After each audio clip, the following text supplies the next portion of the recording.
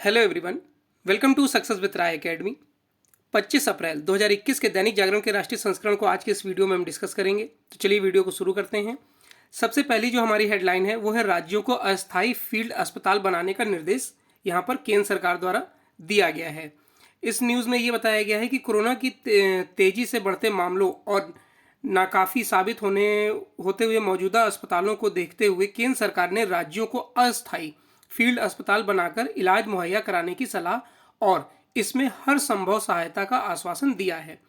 राज्य इस काम में रक्षा अनुसंधान एवं विकास संगठन यानी डीआरडीओ, वैज्ञानिक तथा औद्योगिक अनुसंधान परिषद यानी आईएसआईआर समेत किसी भी निजी या सार्वजनिक क्षेत्र के उपक्रम की मदद ले सकते हैं और उनके सीएसआर फंड का इस्तेमाल कर सकते हैं। तीसरे चरण के तहत 1 मई से 18 साल से अधिक उम्र के सभी लोगों का टीकाकरण हो सकेगा। तीसरे चरण के टीकाकरण अभियान को लेकर राज्यों और केंद्रीय स्वास्थ्य मंत्रालय के अधिकारियों की बैठक हुई। इस दौरान कोरोना के बढ़ते मामलों व इससे निपटने में राज्यों को आ रही दिक्कतों का विस्तार से चर्चा हुई है। राज्यों का कहना है कि इतनी बड़ी संख्या में मरीजों को भर्ती करने के लिए उनके पास पर्याप्त अस्पताल तक नहीं है। इसके बाद स्वास्थ्य मंत्रालय ने राज्यों को अस्थायी तौर पर फील्ड अस्पताल बनाने की सलाह दी है। इसी में एक न्यूज़ है कि वैक्सीन और ऑक्सीजन पर आयात शुल्क हटाया गया है। केंद्र सरकार ने कोरोना वैक्सीन, मेडिकल ऑक्सीजन और संबंधित उपकरणों पर आयात शुल्क हटा दिया है। साथ ही कस्टम से जुड़े अधिकारियों को निर्देश दिया गया है कि जीवन रक्षक दवाओं व ऑक्सीजन उपकरणों समेत महत्वपूर्ण इंपोर्ट कंसाइनमेंट को प्राथमिकता के आधार पर क्लियरेंस दें। देश में ऑक्सीजन की उपलब्धता पर प्रधानमंत्री नरेंद्र मोदी की अध्यक्षता में हुई बैठक में आयात शुल्क हटाने का फैसला लिया गया है। वित्त मंत्रालय ने बताया कि कोरोना वैक्सीन पर 10% का आयात शुल्क व ऑक्सीजन व संबंधित उपकरणों के आयात पर लगने वाले शुल्क व हेल्थ सेस को 3 माह के लिए हटा दिया गया है। मेडिकल ऑक्सीजन पर 5% आयात शुल्क लगता है। इस बीच केंद्रीय अप्रत्यक्ष कर एवं सीमा शुल्क बोर्ड ने सभी अधिकारियों को इस संबंध में दिशा निर्देश जारी कर दिए हैं। नेक्स्ट न्यूज है कि प्रधानमंत्री मोदी ने कल एक वर्चुअल बैठक में बोला है कि गांवों में ना पहुंचने दे कोरोना। देश के सामने मौजूदा चुनौती पिछले साल से बड़ी है। कोरोना महामारी को गांवों में पहुंचने से रोकने के लिए हर संभव प्रयास करें। यह भी सुनिश्चित करें कि गांव के हर व्यक्ति का टीकाकरण हो। राष्ट्रीय पंचायती राज दिवस के मौके पर शनिवार को स्वामित्व योजना की देशव्यापी शुरुआत करते हुए प्रधानमंत्री मोदी ने ये बात बोली है। सामाजिक आर्थिक सशक्तिकरण और आत्मनिर्भर ग्रामीण भारत के सपने को मजबूती देने की दिशा में 24 अप्रैल 2020 को पायलट प्रोजेक्ट के तौर पर स्वामित्व योजना की शुरुआत की गई थी। अब इसे देशव्यापी स्तर पर क्रियान्वित किया जाएगा। इसके तहत 2025 तक 6.62 लाख गाँवों को कवर करने का लक्ष्य है। योजना के तहत 4.09 लाख लोगों को ई प्रॉपर्टी कार्ड दिए गए हैं। इसकी मदद से गाँवों में संपत्ति से जुड़े विवादों को खत्म करने में मदद मिलेगी। नेक्स्ट न्यूज की तरफ आते हैं। देखिए, एक हाई कोर्ट ने बहुत अच्छा स्टेटमेंट दिया है कि ऑक्सीजन की आपूर्ति रोकने वालों को फांसी पर लटका देंगे। ये high court, Delhi high court ने ये स्टेटमेंट दिया है और इस समय जिस तरीके से ऑक्सीजन की भी कालाबाजारी चल रही है उसको लेकर ये निर्णय आया है। ऑक्सीजन की आपूर्ति को केंद्र या राज्य सरकार से लेकर किसी स्थानीय अधिकारी ने रोकने का प्रयास किया तो उस व्यक्ति को हम फांसी पर लटका देंगे। प्राणवायु की आपूर्ति सुनिश्चित कराने को लेकर महाराजा अग्रसेन सहित कई निजी अस्पतालों की याचिका पर सुनवाई करते हुए दिल्ली हाईकोर्ट ने यह तल्ख टिप्पणी की है। कोर्ट ने दिल्ली सरकार से कहा है कि अगर आपूर्ति बाधित करने का कोई बकाया है तो उसे बताएं, किसी को बख्शा नहीं जाएगा। अदालत ने यह भी कहा कि दिल्ली सरकार आपूर्ति रोकने वाले अधिकारी की जानकारी केंद्र को दे ताकि वह उसके खिलाफ कार्रवाई कर सके। मामले की अगली सुनवाई 26 अप्रैल को होगी। अवकाश के दिन करीब 3.5 घंटे की विशेष सुनवाई करते हुए न्यायाधीश विपिन सांधी और न्यायमूर्ति रेखा पल्ली की पीठ ने निजी अस्पतालों के साथ ही केंद्र व दिल्ली सरकार की दलील सुनने के बाद ऑक्सीजन सप्लाई को लेकर अहम निर्देश दिए हैं। पीठ ने कहा है कि सामने आया है कि दिल्ली को आवंटित ऑक्सीजन की आपूर्ति नहीं हो रही है। याचिकाकर्ता अस्पताल कुछ समय में ऑक्सीजन खत्म होने की बात कह रहे हैं। ऐसे में दिल्ली सरकार ऑक्सीजन उपलब्ध होने पर तत्काल आपूर्ति सुनिश्चित कराए। नेक्स्ट न्यूज पर आते हैं। नेक्स्ट न्यूज़ है कि उच्च शिक्षा के ज़्यादातर कोर्स होंगे ऑनलाइन। कोरोना संकट को लंबा खिंचता देख उच्च शिक्षण संस्थानों ने भी नई रणनीति पर काम करना शुरू कर दिया है। इसके तहत अब वह अपने ज़्यादा से ज़्यादा कोर्सों को ऑनलाइन या फिर दूरस्थ शिक्षा के माध्यम से संचालित करेंगे। हालांकि यह सुविधा सिर्फ उन्हीं शिक्षक संस्थानों को हासिल होगी जो गुणवत्ता के एक तय मानक को पूरा करेंगे। माना जा रहा है कि इस सुविधा को विस्तार मिलने से दाखिले से वंचित रहने के बाद भी छात्र अपनी पसंद के विषयों और पाठ्यक्रमों में पढ़ाई कर सकेंगे। विश्वविद्यालय अनुदान आयोग यानी यूजीसी और अखिल भारतीय तकनीक शिक्षा परिषद ने फिलहाल इस योजना पर तेजी से काम करना शुरू कर दिया है। इस बीच AICTE ने बड़ी संख्या में अपने कोर्सेज को ऑनलाइन और दूरस्थ शिक्षा के जरिए पढ़ाने की भी मंजूरी दी है। इसमें artificial intelligence, computer, artificial data science, logistics, travel and tourism के साथ प्रबंधन और उससे जुड़े कोर्स शामिल हैं। खास बात है कि अब तक की तकनीकी कोर्सों को ऑनलाइन या दूरस्थ माध्यमों से पढ़ाने की अनुमति कुछ ही संस्थानों को मिली थी, लेकिन इस पहल के बाद AICTE ने गुणवत्ता के तय मानकों को हासिल करने वाले सभी संस्थानों को ऐसा कोर्स को ऑनलाइन या दूरस्थ माध्यम से संचालित करने की छूट दे दी है। नेक्स्ट न्यूज़ है कि भारत के 48वें प्रधान न्यायाधीश बने जस्टिस रमन्ना। न्यायमूर्ति नूतलपति वेंकट रमन्ना भारत के नए प्रधान न्यायाधीश बन गए हैं। शनिवार को राष्ट्रपति रामनाथ कोविंद ने जस्टिस रमन्ना को भारत के 48वें प्रधान न्यायाधीश के रूप में शपथ दिलाई है। जस्टिस NV रमन्ना 26 अगस्त 2022 तक इस पद पर रहेंगे। इस तरह इस पद पर उनका कार्यकाल करीब 1 साल 4 महीने का होगा। शनिवार को राष्ट्रपति भवन में आयोजित समारोह में जस्टिस रमन्ना ने भारत के प्रधान न्यायाधीश के पद की शपथ ली। वे जस्टिस SA बोबड़े की जगह प्रधान न्यायाधीश बने हैं। जस्टिस SA बोबड़े शुक्रवार यानी 23 अप्रैल को प्रधान न्यायाधीश पद से सेवानिवृत्त हो गए थे। जस्टिस रमन्ना के शपथ ग्रहण समारोह में उपराष्ट्रपति M वेंकैया नायडू, प्रधानमंत्री नरेंद्र मोदी, कानून मंत्री रविशंकर प्रसाद और सुप्रीम कोर्ट के कई न्यायाधीश मौजूद थे। शपथ ग्रहण के बाद राष्ट्रपति ने जस्टिस रमन्ना को सफल कार्यकाल के लिए शुभकामनाएं दी। जस्टिस रमन्ना का जन्म आंध्र प्रदेश के कृष्णा जिले के पुन्नावरम गांव में 27 अगस्त 1957 को हुआ था। LLB करने के बाद 10 फरवरी 1983 को वह एडवोकेट पंजीकृत हुए थे। 27 जून 2000 को justice Ramana Andhra Pradesh high court में स्थायी न्यायाधीश नियुक्त हुए थे। उन्होंने आंध्र प्रदेश हाई कोर्ट में 10 मार्च 2013 से लेकर 20 मई 2013 तक एक्टिंग चीफ जस्टिस के तौर पर काम किया था। नेक्स्ट पेज है हमारा बिजनेस पेज। बिजनेस पेज में जो सबसे पहली न्यूज़ है कि खुदरा लोन की गुणवत्ता पर फिर संकट। कोरोना के बढ़ते मामलों से खुदरा लोन की गुणवत्ता को लेकर चिंता बढ़ गई है। निवेश से संबंधित सूचना देने वाली कंपनी इकरा ने कहा है कि खास तौर पर गैर बैंकिंग फाइनेंस कंपनियां यानी NBFC और हाउसिंग फाइनेंस कंपनियों द्वारा बांटे गए कर्ज की गुणवत्ता प्रभावित हो सकती है। एक रिपोर्ट में इकरा का कहना है कि आवाजाही पर प्रतिबंधों के चलते NBFC की वैसी वसूली पर बहुत ज़्यादा असर पड़ेगा जो बहुत छोटी मात्रा की हैं और जिनमें अभी भी नगद में लेन देन काफ़ी ज़्यादा होता है।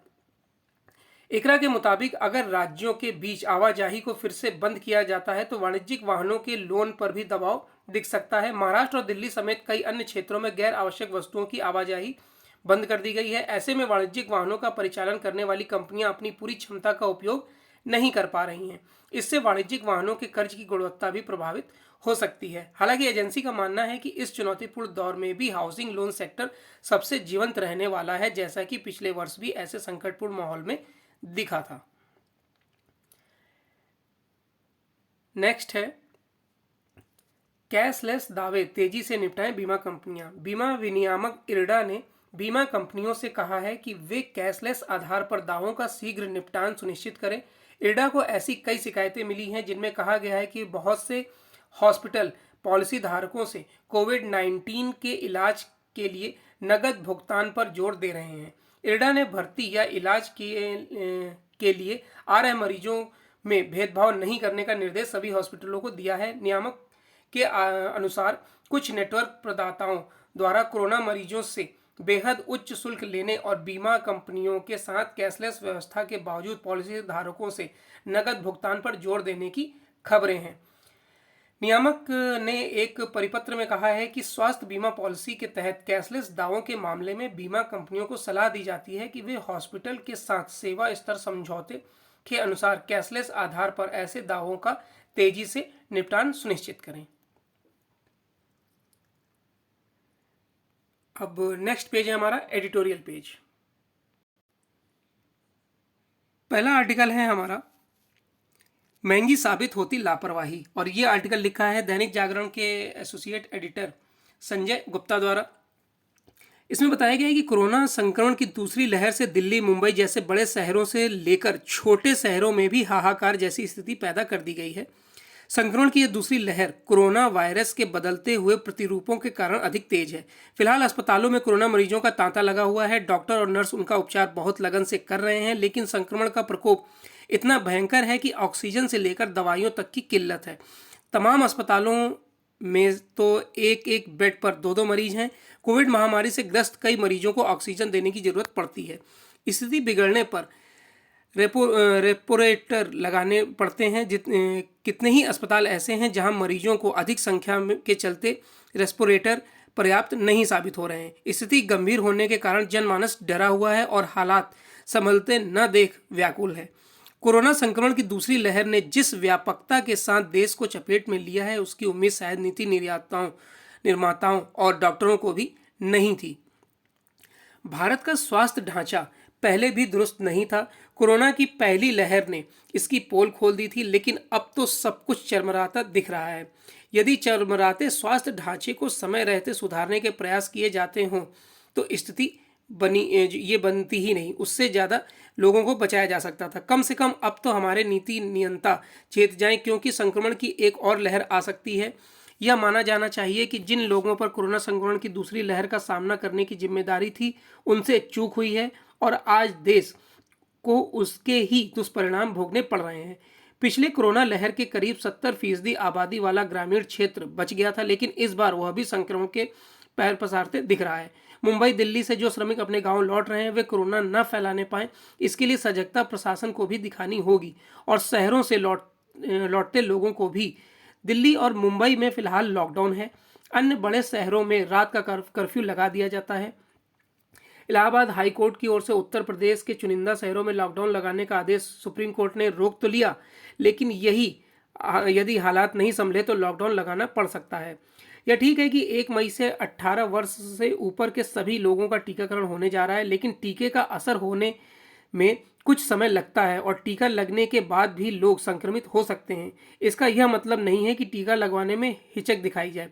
चूंकि देश एक बड़ी विपदा से दो चार है, इसलिए ढिलाई का नकारात्मकता दिखाने से काम बनने वाला नहीं है। जो भी जिम्मेदार ओहदे पर हैं, वे सभी और खास तौर पर नेतागण लोगों का मनोबल बढ़ाने का काम करें, ना कि बाल की खाल निकालने का। यह समय आरोप प्रत्यारोप का नहीं, संकट का मिलकर सामना करने का है। नेक्स्ट आर्टिकल है जन सहयोग मांगता टीकाकरण अभियान। कोरोना की दूसरी लहर, और यह आर्टिकल लिखा है मोनिका शर्मा ने। कोरोना की दूसरी लहर में तेजी से बढ़ रहे संक्रमण के बीच टीकाकरण से जुड़े हर तरह के भ्रम और डर से बाहर आना भी जरूरी है। आमजन की भागीदारी और सकारात्मकता लोग व्यवहार महामारी से मुकाबले में कठिन काम को आसान कर सकती है। बीते दिनों लीड्स बेकेट यूनिवर्सिटी के एक शोध पत्र में बताया गया कि परिजन और मित्र लोगों को टीका लेने के लिए प्रेरित करने में अहम भूमिका निभा रहे हैं। अमेरिका, इटली और दक्षिण कोरिया में सैकड़ों लोगों की राय के बाद यह परिणाम सामने आया है। इस देशों में पाया गया है कि कोविड रोधी वैक्सीन लगवाने के लिए 63% लोगों ने कहा कि वैक्सीन लगवा चुके लोगों पर हुए प्रभाव की खबरों को सुनकर उन्होंने टीका लगवाने का मन बनाया है। 59% लोगों ने वैक्सीन लगवाने के बारे में परिजनों और मित्रों की सलाह मानी। एक अन्य सर्वे के मुताबिक भी लोगों को वैक्सीन लगवाने के लिए मित्रों और परिजनों ने प्रेरित किया है। उक्त सर्वे में 52% लोगों ने यात्रा करने की इच्छा के चलते वैक्सीन लगवाई, तो 56% लोगों के मुताबिक परिवार के सदस्य या मित्र के लगवाने के बाद वे भी वैक्सीन लगाने को तैयार हुए। देश में टीकाकरण अभियान 16 जनवरी से शुरू हुआ था। दूसरे चरण में 60 वर्ष से अधिक के बुजुर्गों और 45 वर्ष से ऊपर के बीमार व्यक्तियों को टीकाकरण का अभियान शुरू किया गया था। इसके बाद 45 साल के ऊपर के सभी लोगों का टीकाकरण किया जाना प्रारंभ हुआ। निसंदेह दूसरे चरण में भी प्रधानमंत्री की ओर से खुद टीका लगवाने का असर पड़ा है, लेकिन टीकाकरण की रफ्तार और तेज होनी चाहिए। प्रतिदिन 50 लाख से अधिक टीके लगवाने का लक्ष्य हासिल करना आवश्यक है। इन दिनों फिर विकराल हुई कोविड महामारी पर काबू पाने के लिए 1 मई से 18 साल से ऊपर की उम्र वाले सभी लोगों को टीका लगाने का निर्णय लिया गया है। इस अभियान को सफल बनाने के लिए जितना सक्रियता स्वास्थ्य तंत्र को दिखानी होगी, उतनी ही आम लोगों को भी। नेक्स्ट आर्टिकल है, गांवों को संक्रमण से बचाएं।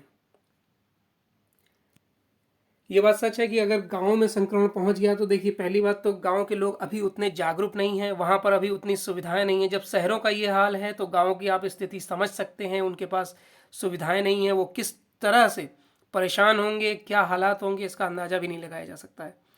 राष्ट्रीय पंचायत राज दिवस के मौके पर प्रधानमंत्री मोदी ने यह कहकर समय रहते लोगों को आगाह किया है कि कोरोना संक्रमण को गांवों तक पहुंचने से रोकना होगा। उनकी इस अपील पर न केवल ग्रामीण जनता बल्कि संबंधित प्रशासन के लोगों को भी गंभीरता से ध्यान देना चाहिए। यह सही है कि पिछले साल कोरोना संक्रमण की लहर को गांवों तक पहुंचने से रोक दिया गया था, लेकिन इस बार इसका खतरा इसलिए अधिक बढ़ गया है क्योंकि एक तो संक्रमण की दूसरी लहर बहुत तेज है और दूसरे बड़े शहरों से तमाम कामगार अपने गांव लौट चुके हैं या फिर लौट रहे हैं। चूंकि इनके जरिए ग्रामीण आबादी के बीच कोरोना आसानी से फैल सकता है, इसलिए उन्हें गांवों से बाहर स्कूल, पंचायत भवनों आदि में क्वारंटाइन रहने और उनके स्वास्थ्य की निगरानी करने का काम तत्काल प्रभाव से होना चाहिए। ये दोनों काम प्राथमिकता के आधार पर सही तरह से हों, इसकी चिंता खुद गांव वालों को भी करनी होगी। कई गांवों ने इस मामले में अनुकरणीय उदाहरण पेश किया है, लेकिन यह भी सही है कि देश के कुछ ग्रामीण इलाकों में कोरोना संक्रमण सिर उठाता दिख रहा है।